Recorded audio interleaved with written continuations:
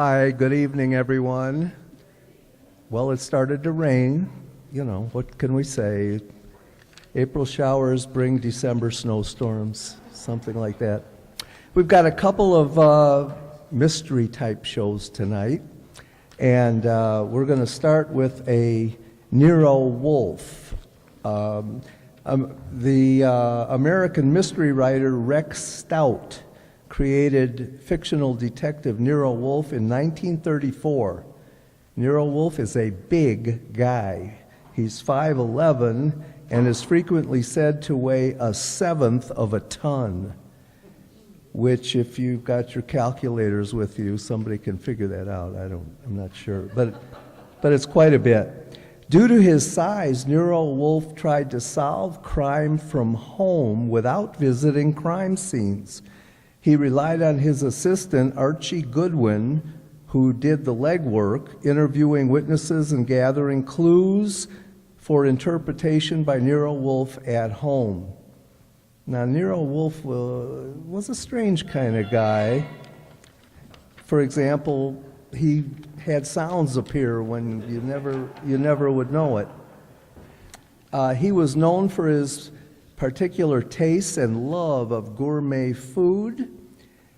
His cook is Fritz Brenner, an exceptionally talented Swiss cook. Nero Wolfe, an avid reader, doesn't have a television in his home. Of course, in 1934, I'm not sure who did. He doesn't like to be called by his first name or be touched by either men or women. I've seen that in the news lately, but I'm not sure. He keeps a rigid schedule of eating and tending to his orchids, and seems to go into a trance while he solved crime with his mind. The Adventures of Nero Wolfe made his larger-than-life old-time radio show debut on July 5th, 1943. Several people played Nero Wolfe: Santos Ortega, Louis Van Rooten, Francis S. Bushman, and Sidney Greenstreet. They all filled the role of Nero Wolfe. Tonight's actor will be portraying Sidney Greenstreet. A large assortment of actors played the part of Archie Goodwin. Tonight that will be me. It stayed on the airwaves in different versions for 8 years, from 1943 to 1951.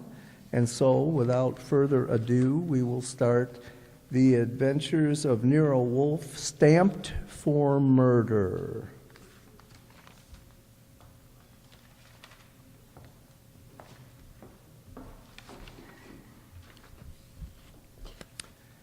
My boss is the smartest and the stubbornest, the fattest and the laziest, the cleverest and the craziest, the most extravagant detective in the world, Nero Wolfe.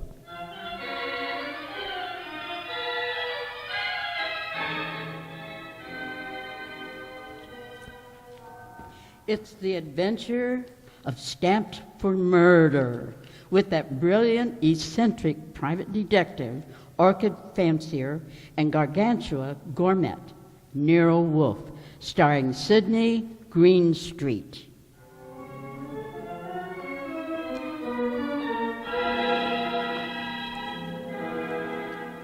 Instructions for this morning, Archie. Your notebook, please. First, Mr. Sossenbeck. Inform him that the Long Island hen he sent was most unsatisfactory. Well, dinner any day is going to be a problem if we don't pay Sossenbeck's bill. Then pay it. With what? The bank account's empty. Ridiculous. There were $4,000 yesterday.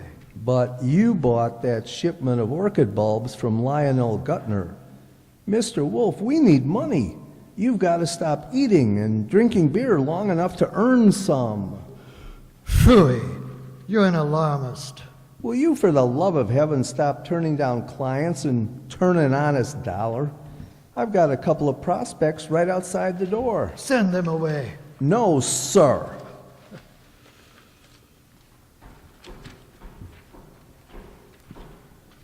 Send them away. Tell them I've gone to Egypt. Nothing doing, sir. Confound you, Archie. Obey orders. Send them away. Miss Kent, Mr. Rodman, come in, please. Thank you. Confound you, Archie. You are mutinous. Yes, sir, and you're stuck with it. This is Miss Gloria Kent and Mr. Rodman. They arrived as advertised with a pressing problem. Good morning. You people are here by sufferance only. I shall speak to Mr. Goodwin about it later. Yes, indeed. I know my pressing problems, Miss Kent. What are yours? Well, it's simply this, Mr. Wolfe. I had some money my mother left me. My father just spent it without my permission, and I want it back, without a scandal. Facts, Miss Kent. How much? How spent? $10,000. Father bought a treasure map. Indeed. From whom? A pair of scoundrels called Cross and Halleck. They've driven him crazy, talking about fortune salvage from the SS this and the SS that, and he's got a map and a letter that he studies, and he's so childish. Many fortunes have been recovered. Many more await on the sea bottom. How do you know your father's being duped? Well, I know. You do, Mr. Rodman? Yes, Cross and Halleck bought some old letters from me, written by my old grandfather from Hawaii. They used them to manufacture the map and evidence, and that's what they sold to Kent. Well, Father thought that he was being so clever. He had the paper analyzed, and of course, the document research laboratory said the letter was genuine, and they were, but something new had been added. And I'd never known if Mr. Rodman hadn't told me. You were a party to this swindle, Mr. Rodman? I was not. I never knew what they were up to. Oh, Mr. Wolfe, you've got to help me. I can't do anything with Father. Oh, I can't convince him. Even Mr. Rodman can't. No, Miss Kent. This is not for me. Oh, but you must help me. Archie, when Miss Kent has finished her disgraceful exhibition, show them out. Oh, aren't you ashamed of yourself walking out like that on that poor kid? That hysterical gammer, phew. I charge high fees, Archie. So charge a small fee. Do you want her to starve? Oh, very well. Go back into them. Get their names, addresses, facts.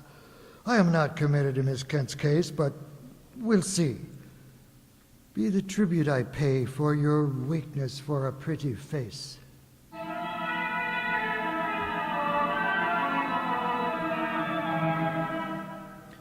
Rodman and Gloria Kent were gone. However, so all I had were the few facts they'd given me before they met Wolfe.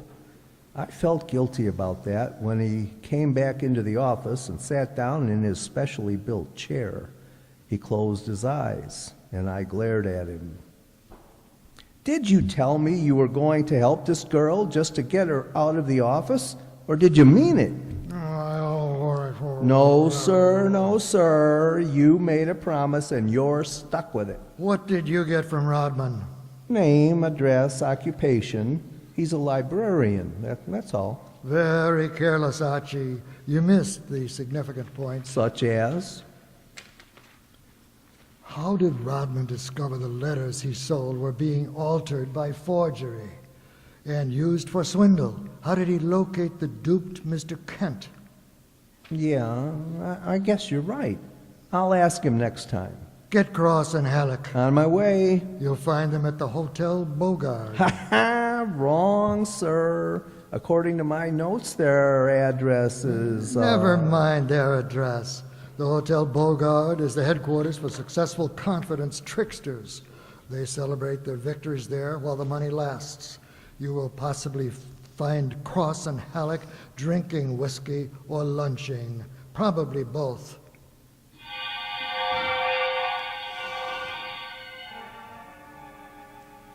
I located Cross and Halleck in the hotel bar and lured them back to our place on 35th Street. Wolfe was sitting behind his desk with his hands crossed on his impressive middle, at peace with his lunch and the world when I ushered them in. He sat bolt upright and scorched me with a look. "Good afternoon, Mr. Wolfe. The tall one's name is Cross, the short one is Halleck. They want to help me invest my money. Gentlemen, Mr. Nero Wolfe." What? Who? Nero Wolfe. What is this? Confound you, Archie. How drunk are they? Not too drunk for business. Let's get out of here. Come on. Wait a minute. You want me to keep him here, Mr. Wolfe? Still duck decoy.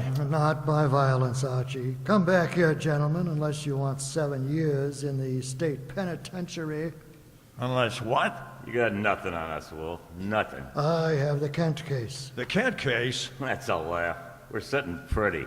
Sitting pretty. You are not, sir. You imagine you possess legal immunity. Mr. Kent believes you're grotesque balderdash and will not sue for fraud. Miss Kent cannot sue because she is reluctant to accuse her father of wrongfully obtaining her money. Ergo, you think you are invulnerable. Now listen. But you forget me. I'm a detective with a fee to earn. A big fee. Quiet, Archie. I am determined to get that fee. Therefore, as Miss Kent's agent, I can and will bring action against you. I'm indifferent to her tears or her father's disgrace. I am indifferent to anything outside of money. You will return the $10,000 to me at once, sir, or you will be in jail by morning. You mean that? I do, Mr. Cross. Halleck, come here. Yeah? Come on, hurry. Okay, Mr. Wolfe here.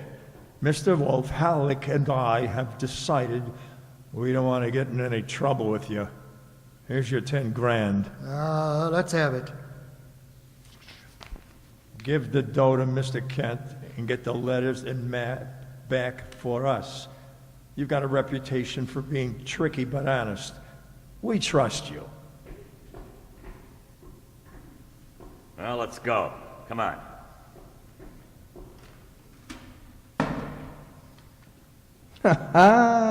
Well, how about that? Preposterous. No, sure. Take a look. $10,000. Genuine coin of the realm. That man Cross is a fool. Does he imagine I am to be fooled so easily? What do you mean? He left the money. He surrendered too quickly, Archie. Too easily. And that money in the envelope he was carrying all ready to refund. Why? Well, maybe he's got a better sucker. I heard him mention a Ben Sanford. Nonsense. Does he need Kent's forged letters and map to cheat this Ben Sanford? Couldn't he prepare another set? I guess you're right. Something's fishy. In any event, it's no concern of mine, thank heaven. Why not? I'm not committed to Miss Kent in any way. As a favor to you, I undertook to regain her money.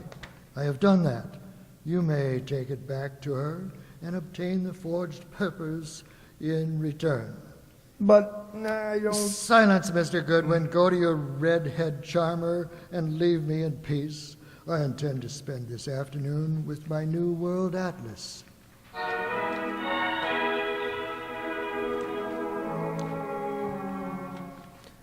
I left him 3,000 miles up the Amazon with his magnifying glass and drove up to East 69th Street. The Kent house was a broken-down little brownstone, and as I went up the stoop, the door opened, and Gloria Kent burst out like a skyrocket. "Hey, Miss Kent, easy, easy." Let me go! Let me go! What's wrong? What's wrong? Wrong? Wrong? Nothing's wrong, nothing at all. Well, how about seeing your father? You want to see my father? Oh, come inside. Well, for the love of heaven. Oh, come inside, Mr. Goodwin. I'll introduce you. He's in a back room. Come right through the living room. What else went through this living room? A hurricane? No, Mr. Goodwin. Something else. There's my father, Mr. Goodwin. What in the devil? He's dead. His throat's cut. Father? This is Archie Goodwin from Nero Wolfe's office. They tried to refuse to help me when they could, but maybe they can help you now. All I'm good for now is revenge. Stop it. Revenge, that's all. Stop it and look at me. When did it happen? I don't know. When did you find him? Just now. Keep looking at me. Who went through this house like a hurricane? You? No. Where did you go after you left the office? Document research. The place that had checked the map. How long were you there? Until an hour ago, and I was with Mr. Rodman. Keep looking at me. And then? I had lunch. With Rodman? No, alone, and then I came home. All right, all right. Now listen to me. I want you to go to Mr. Wolfe's house right now. Have you got cab fare? Yes. All right, take a cab. I've got to stay here, but I'll call Mr. Wolfe and tell him you're on your way. Now get.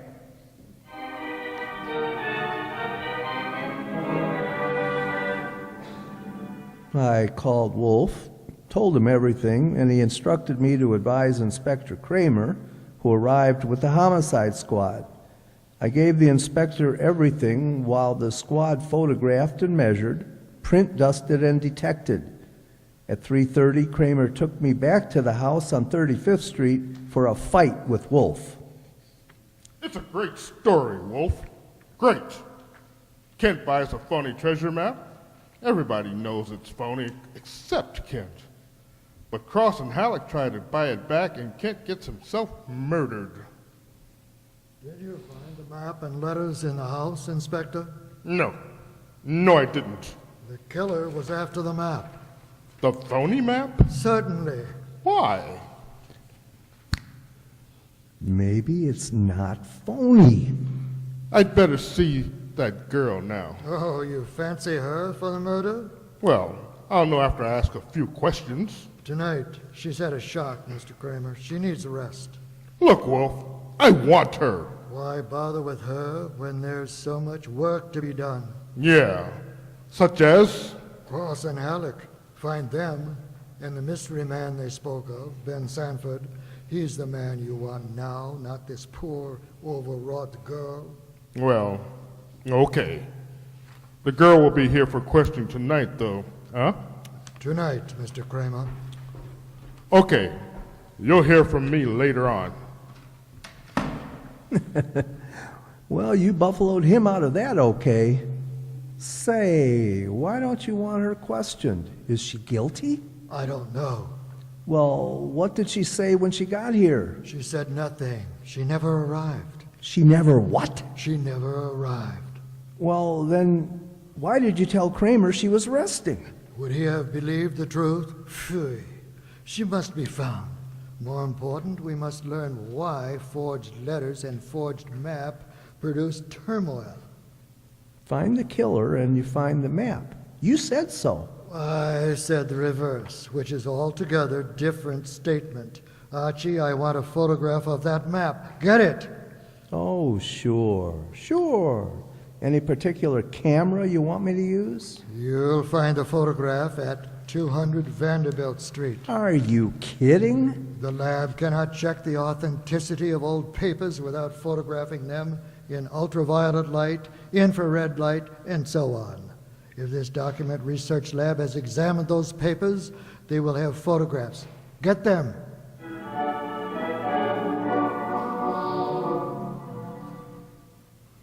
He got out of his chair and waddled back to the house elevator.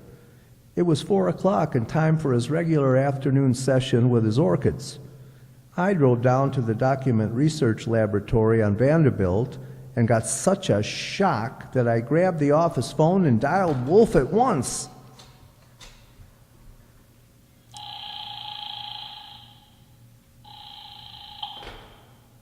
This is Nero Wolfe. Mr. Wolfe, Archie here. What's the matter? Are you lost? No, sir. No, sir, but I found something. Photographs? No, Mr. Wolfe. I don't think you'll ever see any photographs of the Kent map. I don't think any were taken. Indeed. But guess who runs the document research laboratory? Don't guess. You probably know. A man named Ben Sanford, and he's sitting right here looking at me. Bring him home with you. Home? But it's 4 in the afternoon.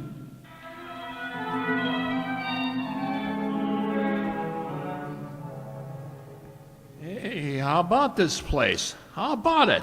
There must be a million flowers up here. No, not flowers. Orchids only. Mr. Wolfe has 10,000 plants. Never saw anything like it. And you never will again, brother. Hey, what kind is that on the bench? Oh, that?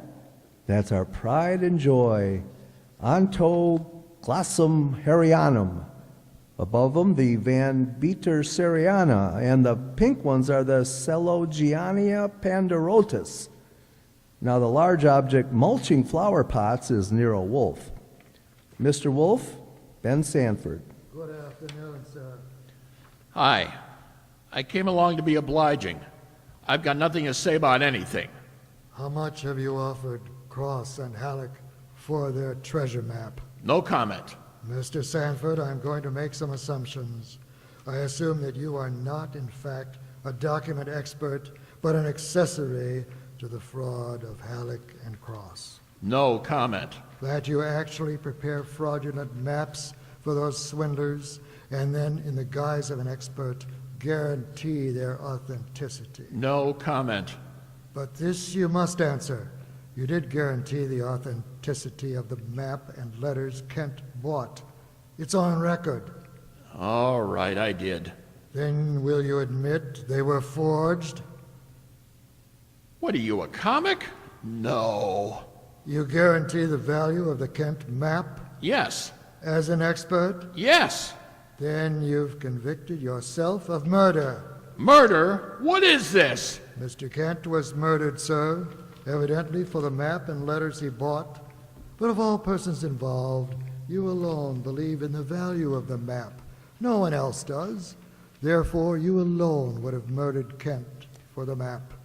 For the love of... Wait a minute. Wait a minute. Chew it over, brother. Chew it over. Either way, he's got you. Okay. You want me to level? Here it is. Level, Archie? Okay, boss. That's thief-type talk. It means tell the truth. Yeah, it's like you say. The letters were bought from Rodman. I forged the map and evidence on them. I guaranteed them to Kent. A swindle. The letters are without value? Oh, sure, they're old. That's all. From 1851. Just tired family gossip and stuff. Indeed. There we have the problem again, Archie. Mr. Kent is swindled with a map and letters that are known to be worthless. He alone believes the fantasy of the treasure.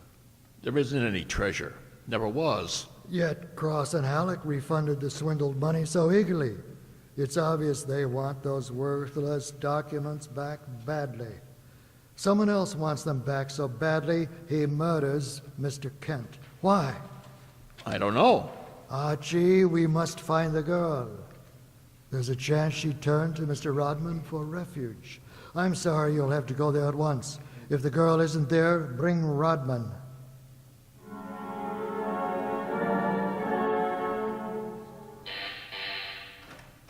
Yes? Hello, Rodman. Remember me? I'm Archie Goodwin from Nero Wolfe's office. Oh, yes, of course. I've come to get Gloria Kent. There's been a change in plans. Tell her to come out, please. Gloria? Well, she's not here. Well, why should she be? Haven't you heard? Heard what? Well, I guess you better come down and see Wolfe. Oh, Mr. Goodman, I'm afraid I can't. I'm rather busy. Look, Rodman, maybe you ought to know. Old man Kent was murdered. What? Yes, just after you and Gloria left us. Kent? Murdered? Well, oh, this is awful, Mr. Goodwin. You want to see Mr. Wolfe now? Get your hat. Murdered? Oh, believe me, I never wanted this. Oh, I'm going to tell Nero Wolfe the whole mess, every word of it. Okay, then come on, let's go. Yes, of course. Now, I'll get my hat. It's in the bedroom. Kent, I never dreamed. Come on, Rodman. Come on, Rodman. Come on. What? Well, I didn't hear you. Rodman. Rodman. Good Lord, what next? Come on. Come on, come on.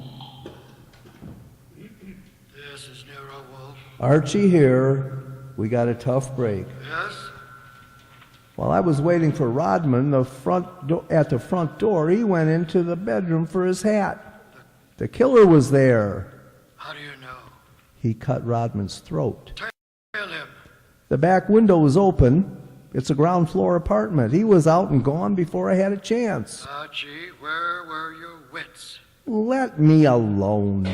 I've had a man murdered 20 feet from me. You think I'm cheering? Mr. Kramer is here. He has news for us, Archie. He could not locate Cross and Halleck in their apartment. They had not been home all day. A maid informed him that she was waiting for a weekly salary. Well, so what?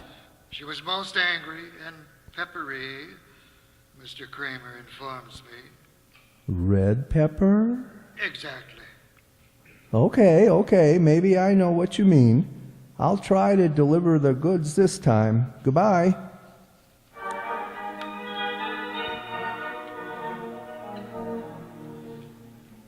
I drove down to the apartment house on Gramercy Square where Cross and Halleck lived. Took the elevator up to the 10th floor, found the right door, and slipped in with a pass key. Come on out. Come out wherever you are. I know you're in here. You fooled Kramer pretending to be the maid, but you didn't fool Wolfe. You'd better... Gloria! Cut it out, you idiot. Lay off. Oh, Archie, you dope. Archie Goodwin from Nero Wolfe's office. Remember me? Let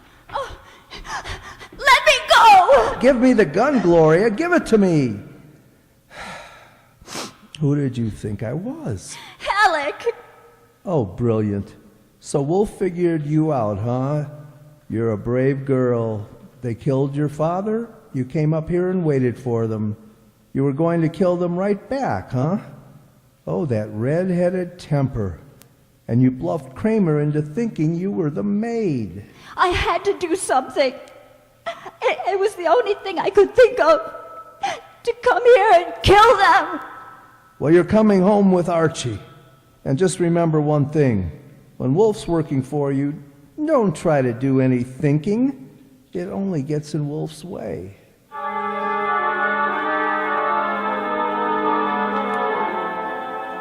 I got Gloria Kent back to the house at 7 o'clock. I parked the car, brought her into the office, and got the shock of my life. There was a convention on. Wolfe was there, with Inspector Kramer representing the cops. Cross, Halleck, and Sanford were there representing the crooks. When Kramer saw Gloria, he scowled first at her and then at Wolfe. So, it was a slick one after all, Wolfe. You didn't have the girl. You had no intention of producing her. Please, Mr. Kramer, that can wait. There are other matters more important. I dine at 8. That leaves me 1 hour to solve your murders. Murders? More than one? Yes, 2. Elmer Rodman. But by heaven, Goodwin, if you never ever... Please, Mr. Kramer, not now. First, Miss Kent. Good evening, Miss Kent. I presume you have met these gentlemen, Cross, Halleck, and Sanford? I'll take your purse, please. Why? I just...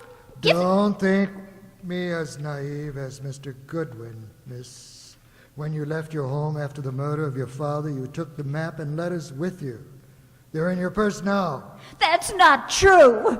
Archie, purse. Thank you. We have here an interesting situation. There exists some old letters and map, forged and fraudulent. They're worth $10,000 and more to Cross and Halleck, and worth 2 murders to a killer. Why? There must be something of great value in the letters. Well, such as? Something which Mr. Sanford could not see, although he worked on the document closely, yet something which could be made manifest. What is the answer, Miss Kent? You know it. I swear I don't. Secret writing, Archie. Bring the chafing dish from the dining room. Right. Secret writing. I saw nothing when I worked on those letters. Naturally, Mr. Sanford, the writing is invisible. But heat is an agent, makes most forms of writing quite visible. Now, here's the chafing dish, boss. Thank you, Archie. Place it before me and light it. Right. Now I open Miss Kent's purse. From it, you see, I withdraw these ancient letters, which she took from her house after her father's murder. That's not true. Archie, That's enough, Gloria. That's enough. From now on, you just listen. we remove the letters from the envelope and toast them gently. Secret ink vintage 1851 will easily succumb to the agency of heat. Careful, those envelopes will catch fire. They're caught. Don't be upset, Mr. Cross, Mr. Halleck. Oh, the envelopes. They will burn safely in the dish. We can concentrate on the writing. Watch closely. I don't want to be accused of trickery. You fat fool. The envelopes are everything. Put 'em out, Sanford. Don't sit there. Put 'em out. Why, Mr. Halleck? Well, the stamps, the missionaries, they're worth a fortune. The missionary, of course. You know that. Mr. Cross knows. So does Mr. Sanford, right? Yeah. Of course Sanford knows, you old fool. Mr. Sanford is not alarmed. Why not, sir? I don't know what you're talking about. $50,000 or $100,000 is burning before your eyes, Mr. Sanford. Cross and Halleck are burning their fingers, putting out the flaming envelopes. And you sit there quite indifferently. Why? Well, You know the value of the missionary stamps on the letters you bought from Rodman, but you know these aren't the real letters. Isn't that it? Not the real letters? I told you I'm tough to crack. You didn't fool me with those phonies. Oh, phonies. How do you know? Mr. Cross didn't know. Mr. Halleck didn't know. How did you? Well, I'll tell you, sir. Only one man could know I was framing Miss Kent with a decoy. Only one man could know I prepared these dummy letters and persuaded to take them from her purse, and that is the killer. The man who murdered her father and stole the map and letters this morning. You, sir, Mr. Sanford. Well, I'll be. Mr. Kramer, Yeah? there's your killer. You'll find the missing map and letters on him or concealed in his home or office. You won't need the evidence anyway. Look at his face. He's self-confessed. Self-confessed like fun. He was booby-trapped.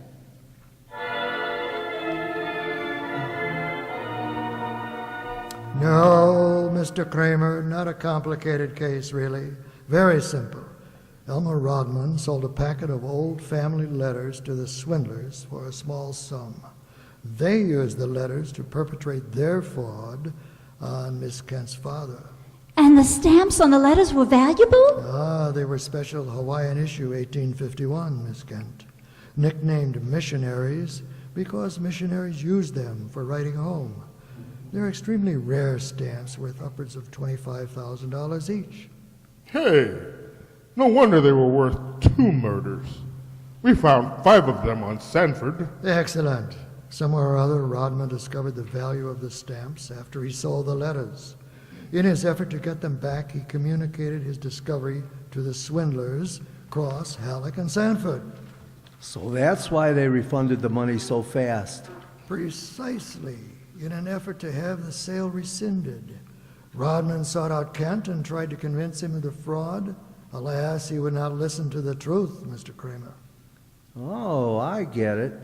While the others were hassling around, Sanford tried to steal a march and quietly resorted to murder. And there you have it. Ha ha, great job, boss, great job.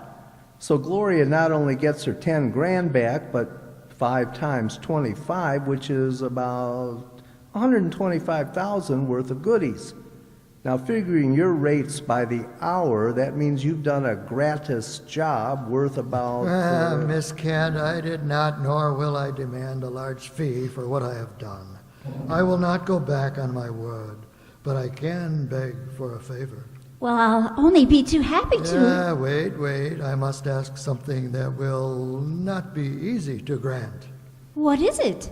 Will you use your red hair, your pretty face, your admirable figure, and your ample fortune to lure Mr. Goodwin away from this house tonight?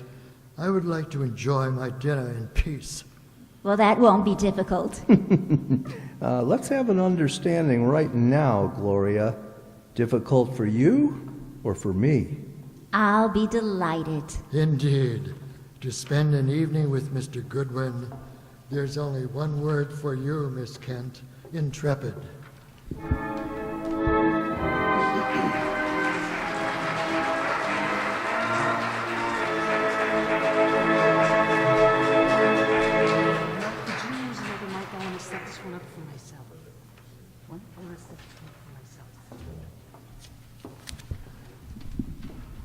Playing musical mics. The announcer was Nell Brennan, myself. Sydney, thank you. Nero Wolfe was Herb Thompson. Archie was Jay Summerfield. Gloria Kent was Donna Amesmeyer.